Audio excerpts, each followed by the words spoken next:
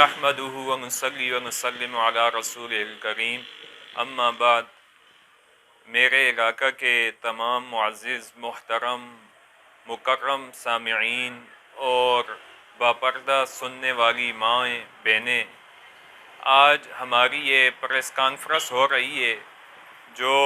ہم اپنے سیاسی پلیٹ فارم سے اپنا منشور آپ لوگوں کے سامنے رکھ رہے ہیں۔ ہمارا تعلق پاکستان رائے حق پارٹی سے ہے اور میں پاکستان رائے حق پارٹی کی طرف سے حلقہ PP1 پر امیدوار ہوں، اور میرے ساتھ محترم قاری افتخار فاروقی صاحب جو NA 49 کی سیٹ پر امیدوار ہیں، قومی اسمبلی کی سیٹ پر۔ ہمارا پاکستان رائے حق پارٹی یہ کب معرض وجود میں آئی اور اس کا منشور کیا ہے؟ پاکستان رائے حق پارٹی آج سے قریباً 12 برس قبل حکیم محمد ابراہیم قاسمی صاحب نے اس کی بنیاد رکھی، اور اس کے مقاصد کیا ہیں؟ پاکستان رائے حق پارٹی کا جو پہلا منشور، پہلا نصب العین یہی ہے کہ ملک کے اندر اسلامی نظام کے لیے جدوجہد کرنا، اور ہم مسلمان ہونے کے ناطے ہمارا یہ مشن اور نظریہ ہے کہ اس ملک کے اندر دفاع ناموس رسالت ہو، دفاع ناموس صحابہ ہو، اور بھی جتنی محترم شخصیات ہیں ان کا اس ملک کے اندر ادب و احترام ہو۔ اس کے علاوہ اپنے علاقے کے لیے ہمارا کیا منشور ہے، تو تمام معزز محترم سامعین کے سامنے ہے کہ ہمارے علاقے کے اندر آپ دیکھ لیں کہ کتنے مسائل ہیں۔ پہلا مسئلہ جو ہمارے علاقے کا مین مسئلہ ہے وہ نکاسی آب کا مسئلہ ہے کہ تحصیل ہزرو کے خصوصاً ہزرو شہر کے اندر آپ دیکھ لیں کہ جب بارش ہوتی ہے تو وہاں سے آدمی گزر ہی نہیں سکتا، چاہے پیدل ہو یا سواری پر ہو، مشکل ہو جاتا ہے۔ اور اس کے علاوہ آپ تحصیل ہزرو کے جتنے بھی دیہات ہیں، چاہے نرتوپا ہو گیا، بہبودی ہو گئی، ملک مالا ہو گیا، یہاں موٹر وے تو گزر رہا ہے لیکن پانی کی نکاسی کا یہاں کوئی مسئلہ نہیں ہے۔ جس پانی کی نکاسی کا بہت زیادہ مسئلہ ہے کہ نکاسی کے لیے سیوریج کے لیے یہاں کوئی نظام نہیں، جس کی وجہ سے لوگوں کو بہت ساری دشواریوں کا سامنا ہوتا ہے کہ جب بارش ہو جاتی ہے یا ویسے بھی ادھر آپ دیکھ لیں چھنٹر چین کے ساتھ لوگوں کی اتنی قیمتی زمینیں ضائع ہو رہی ہیں۔ اس کے علاوہ آپ دیکھ لیں ادھر رامو میں دیکھ لیں، مراڑیا پیتی میں، اور ساتھ جتنے ہمارا گاؤں خصوصاً جلالیہ کے اندر دیکھ لیں کہ نکاسی کا کوئی نظام ہی نہیں ہے۔ تو انشاءاللہ منتخب ہونے کے بعد ہمارا پہلا منشور یہی ہے کہ اپنی تحصیل کے اندر ہم سیوریج کے نظام کو بہتر بنائیں گے، اور اس کے علاوہ تحصیل ہیڈ کوارٹر اسپتال کے اندر بلڈنگ تو بنی ہوئی ہے لیکن وہاں کسی مریض کو جب لایا جاتا ہے تو وہ آگے چھوٹا سا مسئلہ ہوتا ہے لیکن ریفر کر دیتے ہیں آگے، اور وہاں جو مشینری پڑی ہوئی ہے وہ بھی قابل استعمال نہیں، کہ بلڈنگ تو بنی ہوئی ہے لیکن مشینری جو ہے وہ 1980 والی پڑی ہے کہ وہاں اگر ایکس رے کرائیں تو وہ صاف نہیں آتا، سیاہ آ جاتا ہے۔ اور اس کے علاوہ ہماری یہ کالج ہے، ڈگری کالج، چاہے وہ طلبہ کا ہو یا طالبات کا ہو، وہاں پروفیسر کی کمی ہے، انشاءاللہ ہم اس کو بھی پورا کریں گے۔ اور بیسک ہیلتھ یونٹ جو بنیادی ہیلتھ مرکز ہیں دیہاتوں کے اندر، ادھر بھی ڈاکٹروں کی کمی ہے، اور سکولوں کے اندر ساتھ جو گاؤں کے سکول ہیں وہاں اساتذہ کی کمی ہے۔ انشاءاللہ ہمیں یہ سب معلوم ہے کیونکہ ہم اسی معاشرے کے رہنے والے ہیں، کہ ہمیں پتہ ہے کہ یہاں ایک عام آدمی کے لیے کتنی مشکلات ہوتی ہیں۔ اس کو اگر وہ کسی دفتر میں چلا جاتا ہے تو اس کو کتنے وہ چکر کاٹنے پڑتے ہیں اپنے کام کے لیے، اور اس کے علاوہ اس کے لیے بجلی کی بلوں کی کتنی پریشانی ہوتی ہے۔ ہم یہی چاہتے ہیں کہ یہ جو بجلی کے بل ہیں اس کے اندر جو منافع لگتا ہے، ٹیکس لگتے ہیں اور اس کی سہولتیں آپ دیتے ہیں MPAs اور MLA کو، یہ ختم کر کے غریب عوام کو اس کی سہولت دے دی جائے، کیونکہ ہم غریب عوام کے نمائندے ہیں۔ اگر ہم سے کوئی رابطہ کرنا چاہے تو یہ نہیں ہوگا کہ ہمارے لیے وہ کوئی سفارش کرے یا کسی سے رابطہ کرے کہ ہماری ملاقات کرا دیں ہمارے نمائندے سے، نہیں، ہم غریب کے نمائندے ہوں گے، اور بلا واسطہ، بغیر کسی واسطہ کے انشاءاللہ غریب کے ہر کام کو، عوام کے ہر کام کو ہم انشاءاللہ اچھے طریقے سے پورے کریں گے۔ اور اس کے علاوہ اگر اب بھی کسی کا کوئی مسئلہ ہوتا ہے تو یہ ہمارا پبلک سیکریٹریٹ ہے بھائی کو پام کے قریب ہی بنگی پرائمری سکول ہے، اس کے سامنے ہمارا پبلک سیکریٹریٹ ہے، تو کوئی وہاں آ کر ہم سے رابطہ کرنا چاہے اور کوئی اپنا مسئلہ حل کروانا چاہے تو انشاءاللہ ہم حاضر ہیں۔ اس کے علاوہ جو لوگوں کے مسئلے ہیں کہ تھانے کچہریوں کے مسئلے انشاءاللہ منتخب ہونے کے بعد ہم ہر مہینے میں کھلی کچہری لگایا کریں گے جہاں ایس سی صاحب بھی ہوں گے، ایس ایچ او صاحب بھی ہوں گے، لوگوں کے مسائل کو سنیں گے اور پھر اسی وقت انشاءاللہ حل کروائیں گے۔ اور منتخب ہونے کے بعد عوام کے حقوق کو پورا کرنا انشاءاللہ ہمارا فرض ہوگا، اور اس کے لیے عوام کو ہمارے پاس نہیں آنا پڑے گا بلکہ ہم خود جا کر ان کے مسائل کو سنیں گے اور حل کروائیں گے۔ اس کے بعد ہمارے قومی اسمبلی کے امیدوار قاری افتخار فاروقی صاحب آپ سے اپنا منشور آپ کے سامنے رکھیں گے، اور ہم عوام سے اپنے سامعین سے یہی چاہتے ہیں کہ وہ ہمارے اس منشور کو سنیں، ہماری اس سماعت کو سنیں، ہماری ان گزارشات کو سنیں اور اپنے ضمیر کا فیصلہ دیں اور اپنی امانت کو لوگوں کے حوالے کریں کہ یہ امانت جس کا اللہ رب العزت نے بھی حکم دیا کہ آپ ان اللہ یأمرکم ان تؤدوا الامانات الی اہلہا، کہ امانت جو ہے ان کے لوگوں کو آپ لٹائیے، تو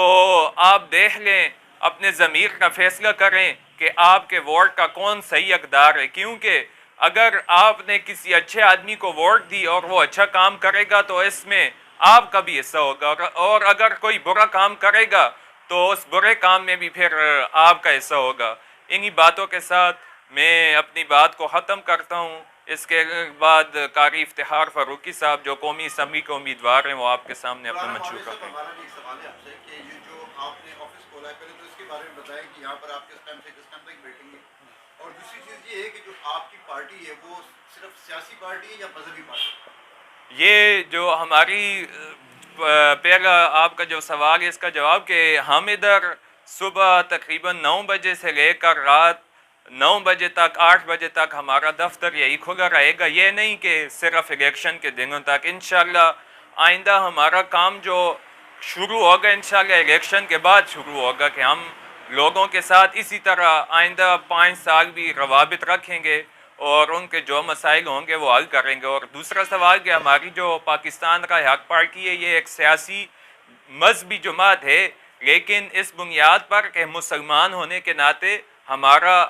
آپ کا بھی ہر کسی کا یہ فرض ہے کہ اس ملک کے اندر نبی کریم صلی اللہ علیہ وسلم کی ذات کا تقدس ہو، صحابہ کرام رضوان اللہ تعالیٰ علیہم اجمعین کی ذات کا تقدس ہو، اور مسلمان ہونے کے ناطے ہمارا ملک جس کلمے کی بنیاد پر بنا لا الہ الا اللہ محمد الرسول اللہ، وہاں اس ملک کے اندر وہی نظام ہو، نظام مصطفیٰ ہو، اور ہماری جماعت جو ہے ایک سیاسی جماعت کے طور پر اب ملک کے اندر سامنے آئی ہے۔ مذہب کے ساتھ جیسا آپ کہہ رہے ہیں تو مسلمان ہونے کے ناطے ہم جتنے عام آدمی کے جو ذہن میں باتیں آتی ہیں وہی ہمارے ذہن میں بھی ہیں کہ ہم انشاءاللہ کریں۔ سمجھیے کہ اس وقت جو سیاسی جماعتیں ہیں جو پہلے سے کام کر رہی ہیں، اسپیشلی آپ کے PP1 سے جو کینڈیڈیٹ ہیں جو کھڑے ہیں جو کام کر رہے ہیں، وہ سیاسی حوالے سے بھی انہوں نے کافی اسٹرانگ پارٹی ہے۔ اسی طرح مذہبی دو جماعتیں آپ کے سامنے کھڑی ہیں، آپ کیا سمجھتے ہیں کہ یہ آپ کے لیے ٹف ٹائم ہے اور کیا یہ اس ٹارگیٹ کو آپ اچیو کر لیں گے؟ انشاءاللہ وہ آپ دیکھ لیں کہ ہمارا تو ابھی اس الیکشن میں پہلی بار ہم حصہ لے رہے ہیں، لیکن ہم نے اسی نیت پر الیکشن میں حصہ لیا ہے کہ ہم لوگوں کی خدمت کو جو لوگوں کی خدمت کرنا اس کو عبادت سمجھتے ہیں، اور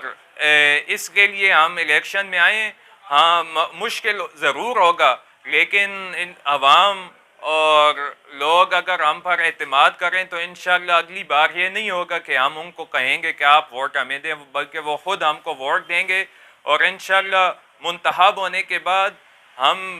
5 سال پورے ہونے سے پہلے ایک کچہری بلائیں گے جس کے اندر ہم پھر اپنے جو کام کروائے تھے وہ لوگوں کے سامنے رکھیں گے کہ ہم نے منتخب ہونے کے بعد آپ کے یہ کام کروائے ہیں، کیا ہم نے آپ کا جو ووٹ کا حق تھا اس کو ادا کیا ہے یا نہیں۔ تو میں آپ صحافی حضرات کا شکریہ ادا کرتا ہوں کہ آپ ٹائم نکال کے ہمارے پاس آئے۔ اللہ تعالیٰ آپ کو جزائے خیر عطا فرمائے۔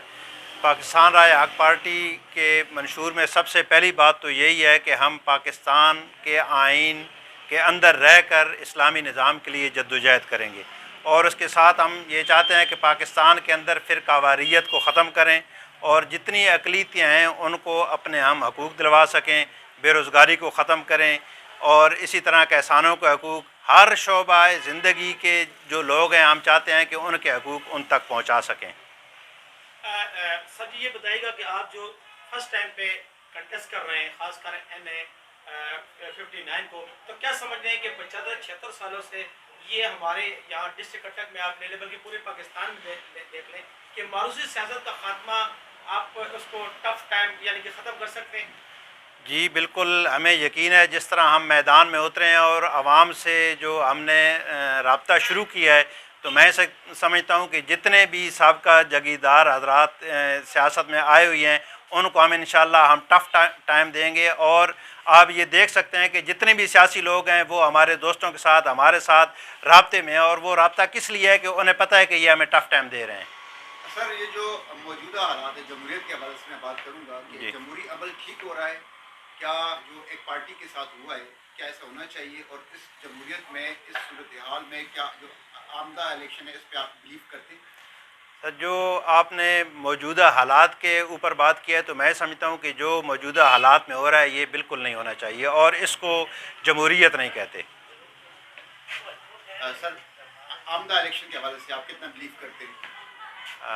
الیکشن کے اوپر کتنا بلیو کرتے ہیں کہ جو الیکشن ہے صاف اینڈ شفاف ہوں گے، فیئر ہوں گے؟ سر ویسے جو حکومت کا دعویٰ ہے اس میں تو یہ نظر آتا ہے کہ حکومت شفاف ہوں گے، لیکن جو صورتحال نظر آ رہی ہے اس میں کچھ نہیں کہہ سکتا کہ آیا یہ الیکشن شفاف ہوں گے یا نہیں ہوں گے۔ سر اگر ان کیس شفاف نہ ہوئے تو اس صورت میں آپ کی پارٹی کا کیا